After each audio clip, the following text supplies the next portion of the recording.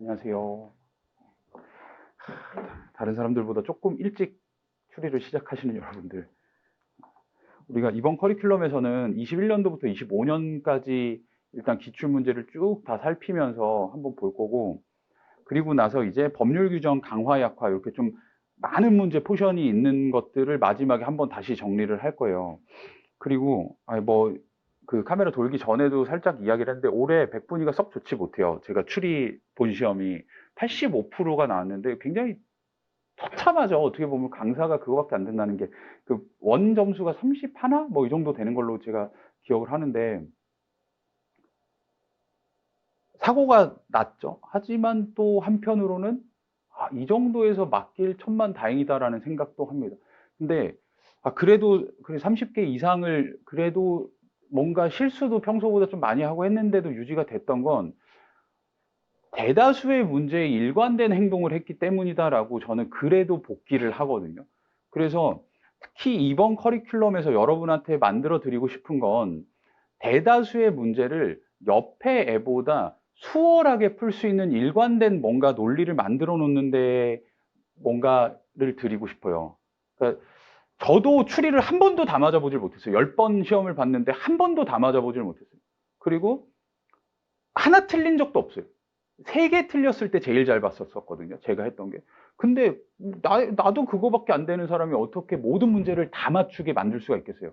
근데 그것보다는 정말 한 적어도 그러니까 이 수업을 잘 쫓아왔을 때 언추가 합해졌을 때 120점 중반 정도의 하방을 일단 만들어 놓는 게 수업의 목표거든요. 그러니까 어떻게 보면 제 수업을 듣다가 어떤 생각이 들 수 있냐면 특히 초중반에는 저렇게까지밖에 생각을 안 하고 문제를 풀어도 돼? 약간 좀 불안한데?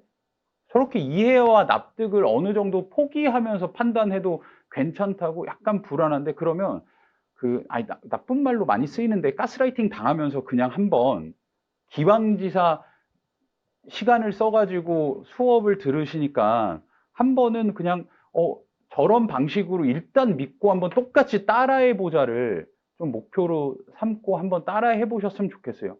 그러니까 저는 언어가 됐든 추리가 됐든 70분과 125분이라는 제한된 시간 내에 실제 본 시험장에서 가성비 떨어지는 행동은 단 한 번도 하면 안 된다고 생각하는 사람이거든요. 오늘 추리 수업이지만 언어를 예시로 들면 저는 시험을 앞두고 특정 선지 하나를 오래 보는 순간에 한 10점 떨어진다고 생각하는 사람이에요.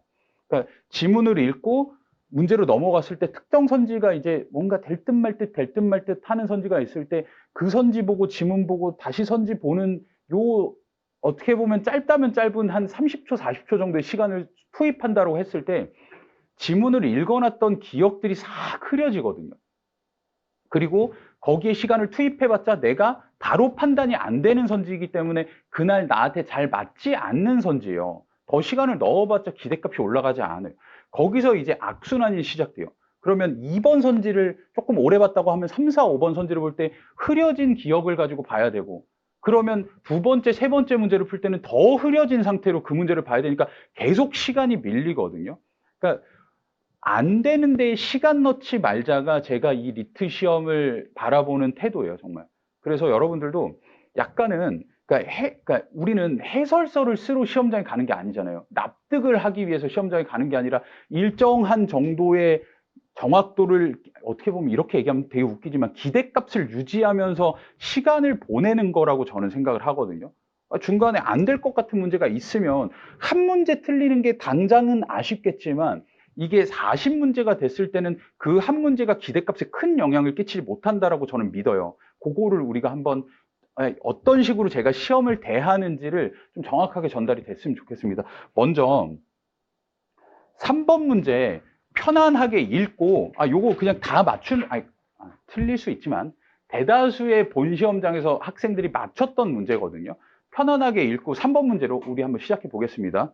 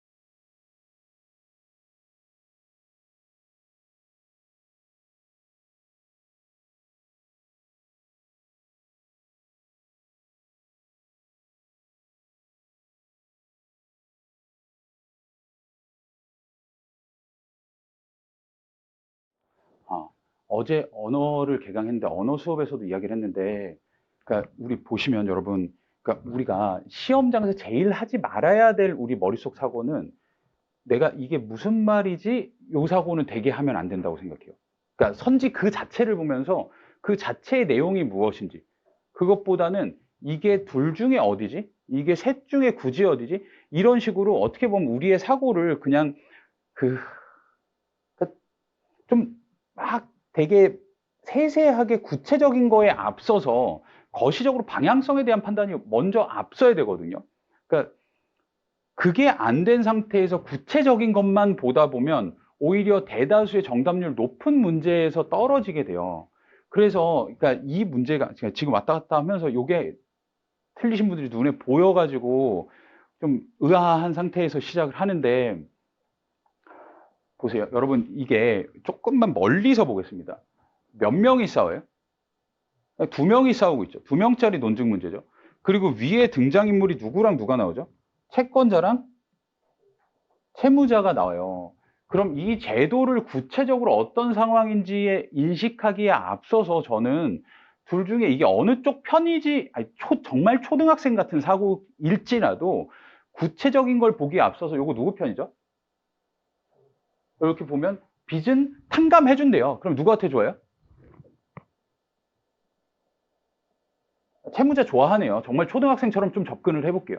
아, 그럼 밑에는 누구 좋아하겠어요? 아, 씨발, 둘 다 채무자 편이면 좀 그렇잖아요.